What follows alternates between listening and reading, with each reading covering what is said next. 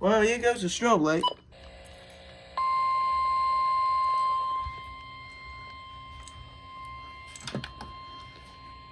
Late tonight.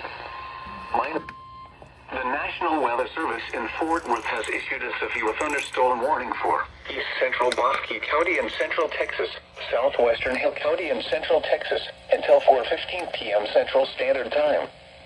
At 2:56 p.m. Central Standard Time, a severe thunderstorm was located near Clifton, moving east at 15 miles per hour. Hazard, quarter-size hail. Only quarters? Source, radar indicated. Impact, damage to vehicles is possible.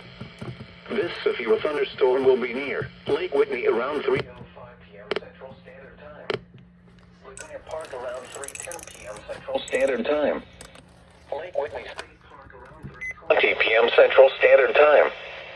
Whitney around 3:40 p.m. Central Standard Time. Aquila Lake around 3:55 p.m. Central Standard Time. Other locations impacted by this severe thunderstorm include Womack, Lakewood Harbor, Aquila, Peoria, and Cedar Shores. For your protection, get inside a sturdy structure and stay away from windows.